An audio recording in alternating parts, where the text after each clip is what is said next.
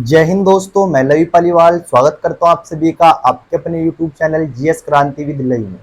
दोस्तों, इससे पहले की क्लास में हम लोगों ने जाना था कि संविधान सभा के कार्य क्या थे और संविधान की छोटी और बड़ी समितियां कौन सी थी। यानी कि जो संविधान सभा में गठित की गई समितियां थी, 8 समितियां बड़ी थी और अन्य समितियां छोटी थी। हमने इससे पहले क्लास में उन सभी समितियों के बारे में अध्ययन किया और उनके अध्यक्ष को भी हमने जाना था। तो संविधान सभा का क्या कार्य था? संविधान सभा के 2 कार्य थे और 2 कार्य कौन कौन से थे? नंबर 1 संविधान का निर्माण करना और दूसरा कार्य क्या था? कानूनों का निर्माण करना। अर्थात जो कार्य वर्तमान समय में संसद करती है वही कार्य उस समय कौन करती थी? उस समय संविधान सभा करती थी। इसलिए संविधान सभा भारत की पहली संसद थी। और इसके बाद हमने पढ़ा था संविधान सभा के जो समितियां थी और उन समितियों के जो अध्यक्ष थे उनके बारे में जाना था। और आज एक मोस्ट इंपोर्टेंट जो समिति है वो है हमारी प्रारूप समिति। आज इसी के बारे में हम पढ़ेंगे कि प्रारूप समिति आखिर क्या थी। तो दोस्तों, सबसे जो पहले की क्लास थी उसमें जाना था हमने कि जो भारतीय संविधान के संवैधानिक सलाहकार हैं BN राव साहब, जो संविधान सभा की दूसरी बैठक में चुने गए थे, यानी कि बेनेगल नरसिम्हा राव उनका पूरा नाम है, वो संविधान सभा की दूसरी बैठक में चुने गए थे। तो उनका कार्य क्या था? उनका कार्य था संविधान का प्रारूप तैयार करना। तो उन्होंने भारतीय संविधान का पहला प्रारूप तैयार किया था और इसी प्रारूप की जांच करने के लिए फिर दोबारा से गठित की गई थी प्रारूप समिति। और यह संविधान की सबसे मोस्ट इंपोर्टेंट समिति है। क्यों? क्योंकि इस समिति ने ही संविधान का प्रारूप, संविधान का मसौदा, ये संविधान का ड्राफ्ट तैयार किया है। इसलिए यह संविधान की सबसे मोस्ट इंपोर्टेंट समिति है। तो आइए जानते हैं प्रारूप समिति में कितने सदस्य थे, इसके अध्यक्ष क्या थे। तो देखते हैं जो प्रारूप समिति थी, पहले तो हमें इसका कार्य देख लेना है कि इसका कार्य क्या था। इसका कार्य था संविधान का प्रारूप तैयार करना, यानी कि जो संविधान हमारा बन रहा है उसका खाका, उसका प्रारूप या उसका ड्राफ्ट तैयार करना। उसके बाद जो इसका गठन किया गया, गठन हुआ था इसका 29 अगस्त सन 1947 में इसका गठन किया गया। और इसके अध्यक्ष कौन बनाए गए? इसके अध्यक्ष बनाए गए थे डॉक्टर भीमराव अंबेडकर साहब। और सदस्य कितने थे इसमें? तो कुल सदस्य यदि पूछेगा तो कुल सदस्य इसमें 7 थे, लेकिन इसमें 6 सदस्य थे और इसका एक अध्यक्ष था, यानी कि एक अध्यक्ष और अन्य 6 इसके सदस्य थे।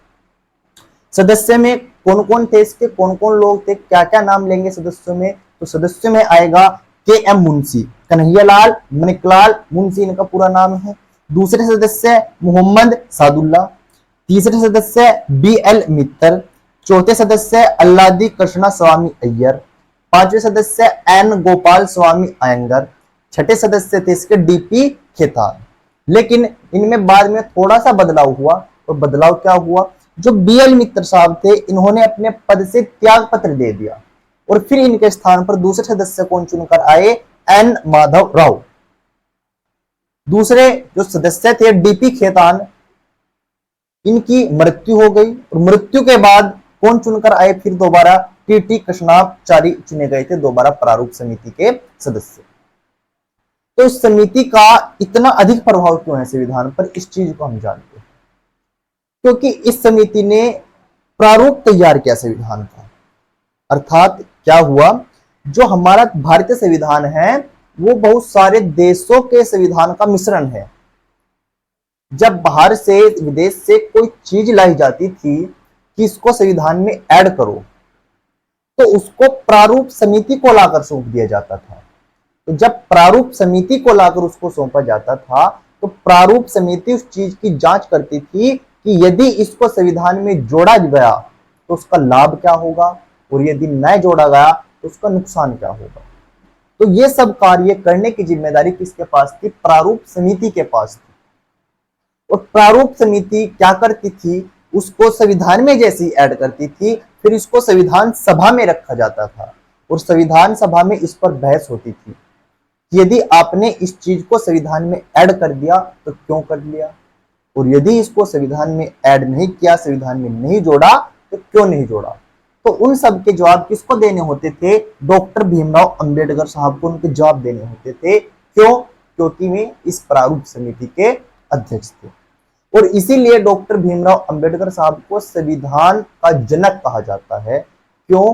क्योंकि उनके कंधों पर यह जिम्मेदारी दी गई कि जो प्रारूप समिति है और जो उसका समस्त कार्य होगा, जितना भी कार्य है, डॉक्टर भीमराव अंबेडकर की अध्यक्षता में होगा। अर्थात संविधान में कुछ जोड़ा गया तो उसका जवाब भी अंबेडकर साहब देंगे, और नहीं जोड़ा गया तो भी उसका जवाब अंबेडकर साहब देंगे, इसके नुकसान और इसके फायदे क्या क्या है। इसीलिए डॉक्टर भीमराव अंबेडकर साहब को संविधान का जनक कहा जाता है। और प्रारूप समिति का भी सबसे अधिक महत्व इसीलिए है क्योंकि इसने संविधान का प्रारूप तैयार किया। तो प्रारूप समिति की जो प्रथम बैठक थी, वो प्रथम बैठक होती है 30 अगस्त सन 1947 को होती है इसकी प्रथम बैठक। और इसके प्रारूप पर चर्चा कुल 114 दिन होती है। अर्थात इस प्रारूप पर 114 दिन बहस होती है। बहस कैसी? कोई तो इस प्रारूप को जो पेश किया जाता था संविधान के, कोई तो सदस्य इसके पक्ष में होता था और कोई इसके विपक्ष में होता था। तो ऐसे करके इस पर बहस चलती थी। 114 दिन बहस चली है संविधान के प्रारूप पर। पहला प्रारूप कब तैयार किया गया? तो पहला प्रारूप अक्टूबर 1948 में इसका तैयार किया गया था। तो जब पहला प्रारूप अक्टूबर 1948 में तैयार किया गया तो उस पर कुल वाचन 3 हुए। वाचन अर्थात रीडिंग, यानी कि इसको 3 बार पढ़ा गया प्रारूप को।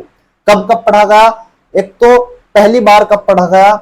4 नवंबर से 9 नवंबर 1948 के बीच इसको पढ़ा गया था, यानी कि कुल 5 दिन पढ़ा गया इसको। सेकंड कब? 15 नवंबर 1948 से 17 अक्टूबर 1949 को। और थर्ड बार 14 नवंबर 1949 से 26 नवंबर 1949, यानी कि इस पर कुल 3 वाचन हुए थे प्रारूप पर। तो जैसे ही सबसे लास्ट का जो वाचन था 26 नवंबर 1949 को समाप्त हो जाता है। तो जब 26 नवंबर 1949 को यह समाप्त हो जाता है, इसी दिन हमारा संविधान बनकर भी अंगीकृत हो जाता है, यानी कि तैयार हो जाता है। तो 26 नवंबर 1949 को संविधान पूर्ण रूप से तैयार हुआ। और इसे बनाने में कितने दिन लगे? तो इसे बनाने में कुल जो दिन लगे थे, समय लगा था, वो समय कितना था? 2 वर्ष, क्या बोलेंगे, 2 वर्ष 11 माह और 18 दिन, यानी कि इतने दिन का इसमें कुल समय लगा था। और इतने समय के बाद कुल मिलाकर 26 नवंबर 1949 को हमारा संविधान बनकर तैयार हो गया था।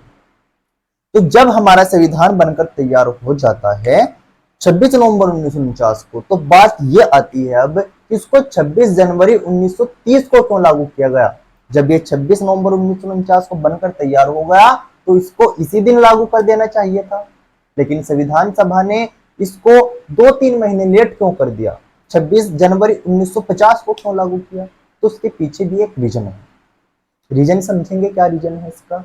इसका रीजन ये है कि जैसे ही लाहौर अधिवेशन होता है, और लाहौर अधिवेशन कब होता है? यह होता है सन 1929 में, और यह दिसंबर में होता है। दिसंबर सन 1929 में लाहौर का अधिवेशन होता है कांग्रेस का। और इस कांग्रेस के अधिवेशन में निर्णय लिया जाता है कि हम लोग जनवरी के अंतिम सप्ताह में रावी नदी के तट पर अपना तिरंगा झंडा फहराएंगे और अपने आप को स्वतंत्र कर लेंगे, यानी कि हम अपना खुद का स्वाधीनता दिवस मनाएंगे। तो ऐसे ही करती है कांग्रेस। और क्या करती है कि 26 जनवरी सन 1930 को कांग्रेस रावी नदी के तट पर अपना तिरंगा झंडा फहराती है और खुद को स्वतंत्र घोषित कर देती है और कहती है कि ये हमारा आज से स्वाधीनता दिवस होगा। तो जब संविधान सभा थी उसमें सबसे अधिक जो सदस्य थे वो कांग्रेस के ही थे। तो इसी दिन को, यानी कि 26 जनवरी सन 1930 के दिन को ऐतिहासिक दिन बनाने के लिए क्या करती है संविधान सभा? कहती है कि जब 26 नवंबर 1949 को तो हमारा संविधान तैयार हो जाता है, लेकिन 26 जनवरी 1930 को हमने क्या कर रखा है? हमने उस दिन झंडा फहरा रखा है रावी नदी के तट पर। और जब तट पर इसके झंडा फहराया जाता है तो कहते हैं कि ये हमारा ऐतिहासिक दिन बन गया है। तो इसी ऐतिहासिक दिन को यादगार बनाने के लिए क्या करती है संविधान सभा, इसको उसी दिन लागू करती है जब कांग्रेस ने उस दिन से 20 साल पहले रावी नदी के तट पर अपना झंडा फहराया था। तो हम क्या बोल सकते हैं संक्षेप में इसको कि 26 जनवरी 1930 की स्वाधीनता दिवस को ऐतिहासिक दिन बनाने के लिए संविधान को 26 जनवरी 1950 को लागू किया गया ताकि वो दिन भी हमारा याद रह सके। तो ये कारण था इसका कि इसको 26 नवंबर 1949 को लागू न करके 26 जनवरी 1930 को उसको लागू किया गया। लेकिन कुछ आर्टिकल इसके 26 नवंबर 1949 को ही लागू कर दिए गए। और कितने आर्टिकल थे में, कुल आर्टिकलों की संख्या है 16। कई बुकों में 15 दे रखी है, लेकिन 15 संख्या इसकी गलत है। इसकी टोटल संख्या है 16, क्योंकि आर्टिकल 394 कहता है कि जो आप ये अनुच्छेद लागू करते हैं, ये इन अनुच्छेदों को लागू करने की स्वतंत्रता देता है। और ये खुद आर्टिकल 394 भी 26 नवंबर 1949 को ही लागू हो गया था। तो कौन कौन से में अनुच्छेद है, कौन कौन से में आर्टिकल है, आइए उनको भी हम जान लेते हैं। अनुच्छेद 5, 6, 7, 8, 9, 60, 324, 366, 367, 389, 380, 388, 391, 392, 393 और 394। तो कुल जो अनुच्छेदों की संख्या थी वो टोटल कितनी थी, वो टोटल 16 अनुच्छेद थे। तो ये थी आज की हमारी प्रारूप समिति, यानी कि बहुत ही मोस्ट इंपोर्टेंट समिति है और एग्जाम में हमेशा यहाँ से प्रश्न बनते रहते हैं। तो आशा करते हैं कि आप लोगों को हमारी वीडियो बहुत अच्छी लगी होगी और जो हमने प्रारूप समिति को आपसे समझाया है, यदि आपको हमारी वीडियो अच्छी लगती है तो हमारे चैनल को सब्सक्राइब करिएगा तथा वीडियो को लाइक करिएगा, शेयर करिएगा और कमेंट करके हमें जरूर बताइएगा कि आपको हमारी वीडियो कैसी लगी। मिलते हैं नेक्स्ट वीडियो में, तब तक के लिए टेक केयर, बाय बाय, जय हिंद, जय भारत।